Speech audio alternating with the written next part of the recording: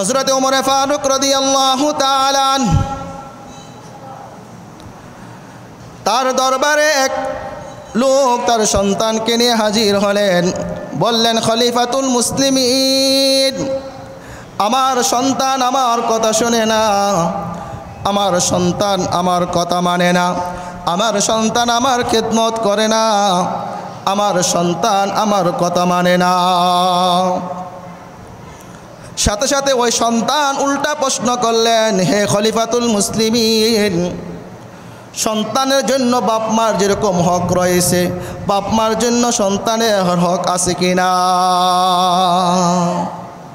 খলিফাতুল মুসলিমিন ওমরে ফারুক রাদিয়াল্লাহু তাআলা আনহু বললেন, বাপ মার সন্তানের জন্য বাপ মার যেরকম হক রয়েছে, বাপ মার জন্য সন্তানের হক রয়েছে। তিনি তিনটি হকের কথা উল্লেখ করলেন। এক নম্বর হক হলো সন্তানকে একজন আদর্শবান, নেককার, পরহেজগার, মুত্তাকি মা হাদিয়া দেওয়া।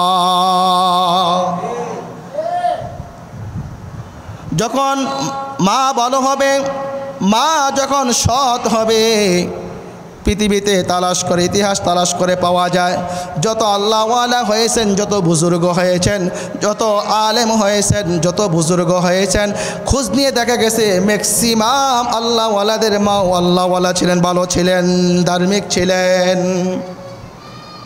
খলিফাতুল মুসলিমিনের জমানো এক ঘটনা পাওয়া যায়। খলিফাতুল মুসলিমিন উমরে ফারুক রাদিয়াল্লাহু তাআলা তিনি প্রজাদের খোঁজখবর নিতেন। তিনি তার প্রজাদের খোঁজখবর নিতেন। তার রাষ্ট্রের মাঝে এই নিয়ম জারি ছিল, কেউ দুধে পানি মিশাতে পারবে না।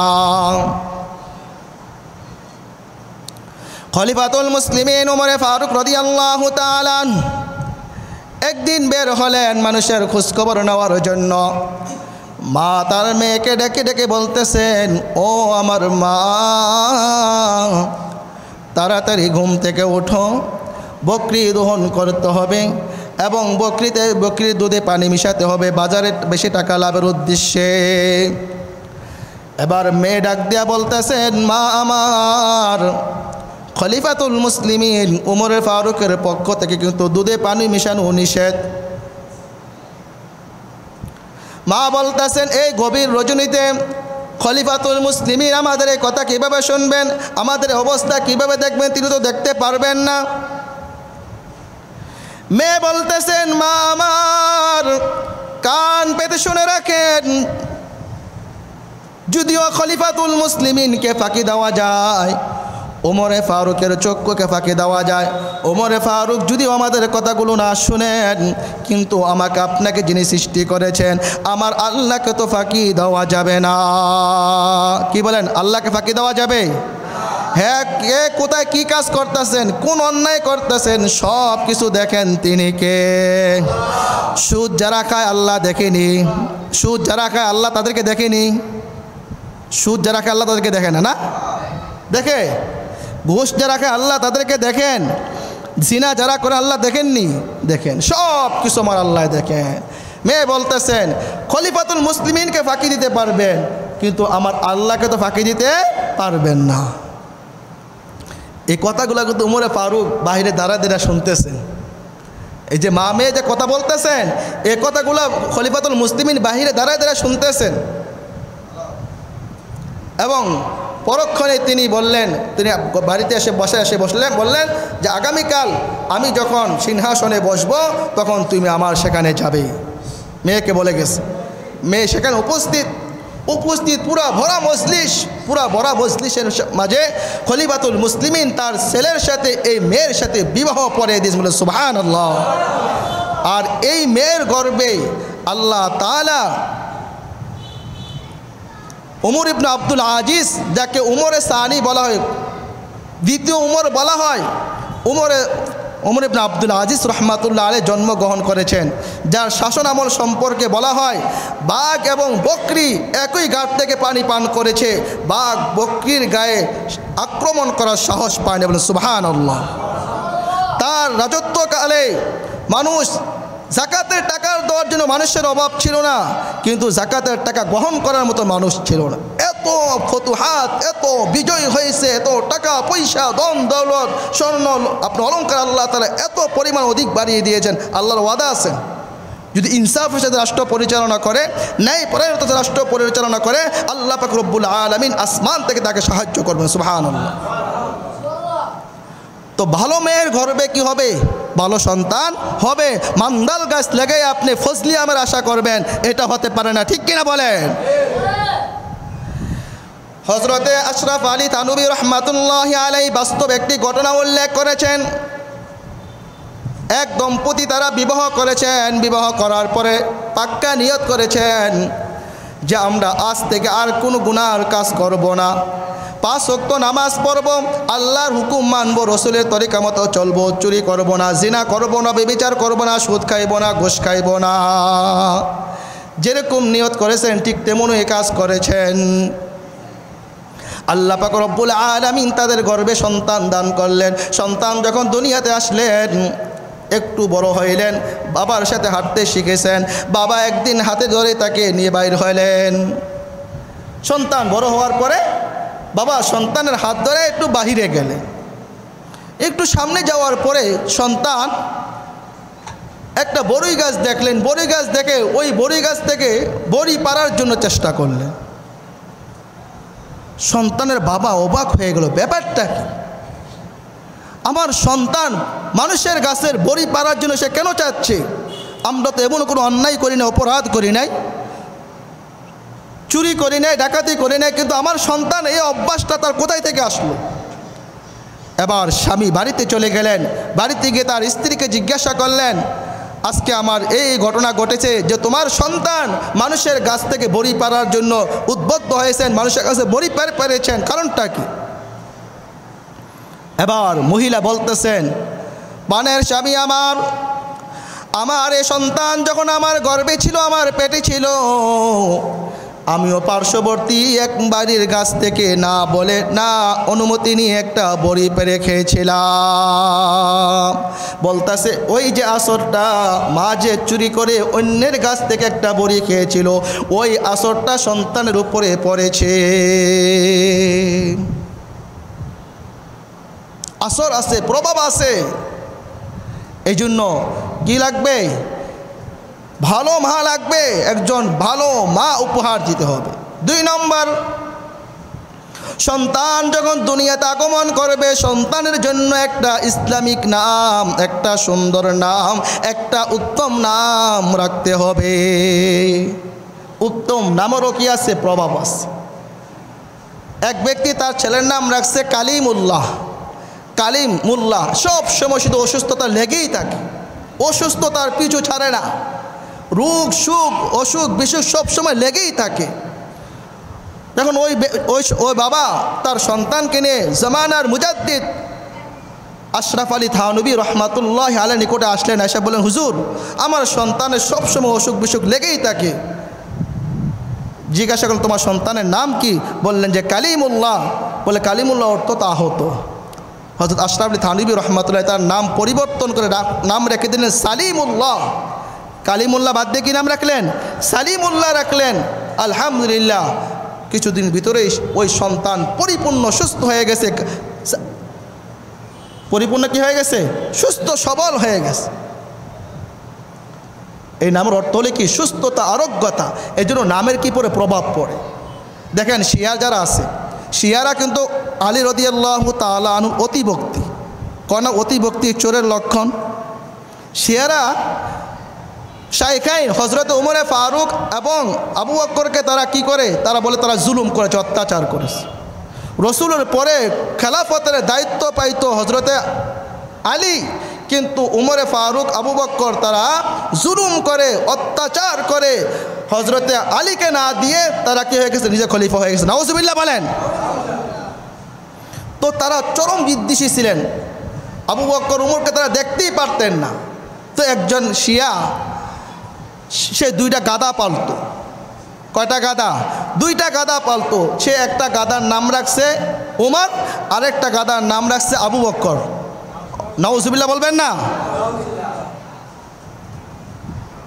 তাদেরকে পচানোর জন্য, তাদেরকে হাই প্রতিপন্ন করার জন্য এক গাদার নাম রাখছে উমর, আরেক গাদার নাম রাখছে আবু বকর।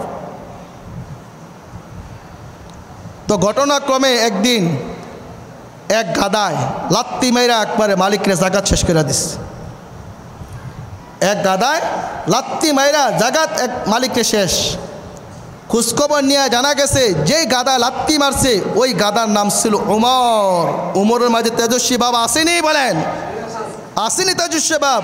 উমর নাম রাখছে, উমরের যে তেজস্বী বাপ ওই গাদার মাঝে পর্যন্ত চলে আসছে, আর ওই গাদা লাত্তি মারে মালিককে দুনিয়া থেকে বিদায় করে দিয়েছেন। তাহলে নামের কি আছে? আসর আছে।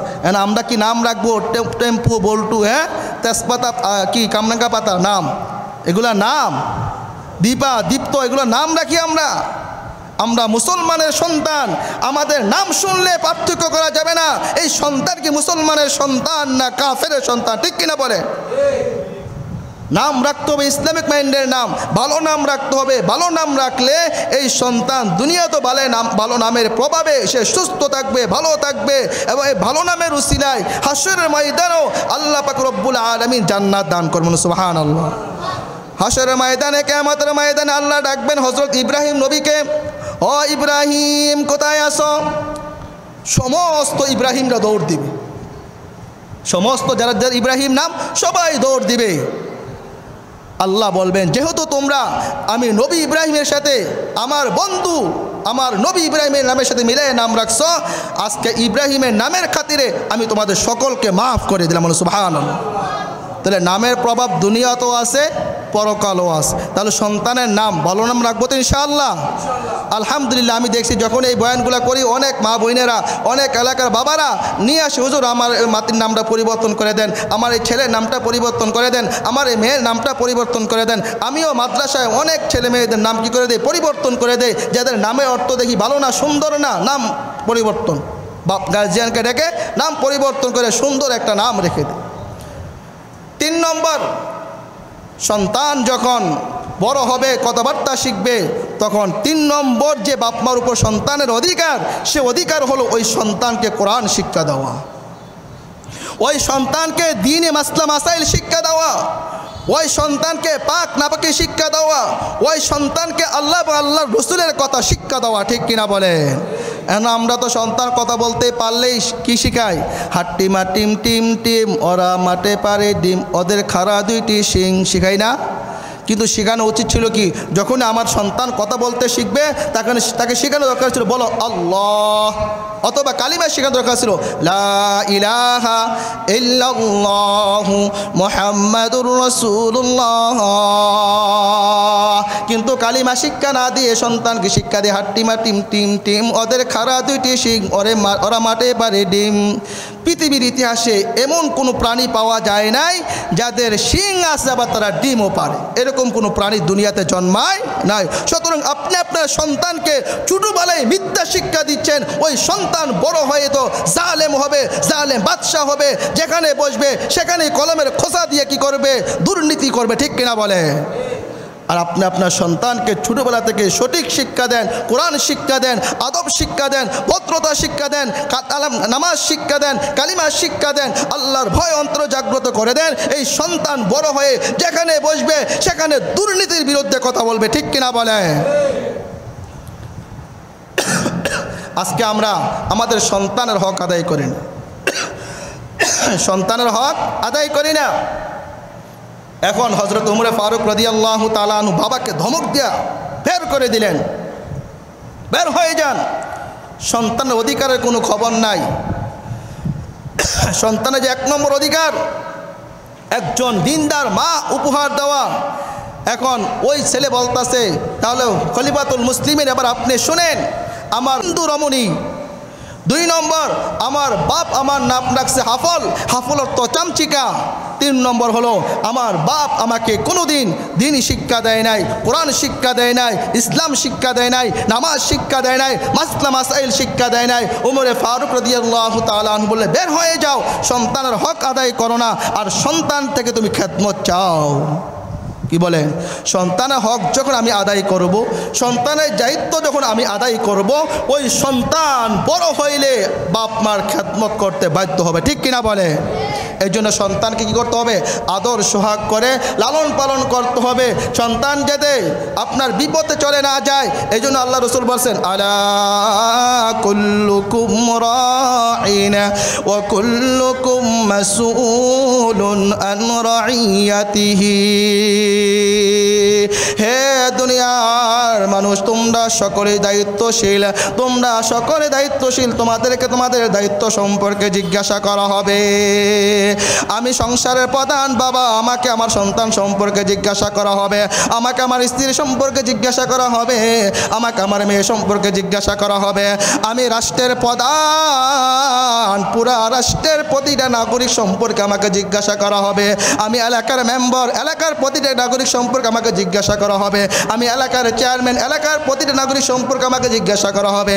আমি এমপি, আমাকে আমার এরিয়াতে যত মানুষ রয়েছে প্রত্যেকটা মানুষ সম্পর্কে আমাকে জিজ্ঞাসা করা হবে। আমি মন্ত্রী, আমার মন্ত্রী এরিয়া সম্পর্কে আমাকে জিজ্ঞাসা করা হবে।